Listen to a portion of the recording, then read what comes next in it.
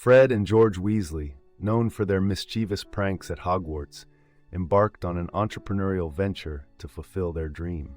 In their 7th year, with the help of Harry Potter's Triwizard Winnings, they established Weasley's Wizard Wheezes in Diagon Alley. Their innovative products like skiving snack boxes became an instant hit, bringing joy and laughter to the wizarding community. Despite early skepticism, the duo's creativity and humor turned their joke shop into a thriving business. The Weasleys' entrepreneurial spirit showcases not just innovation, but the power of pursuing one's passion.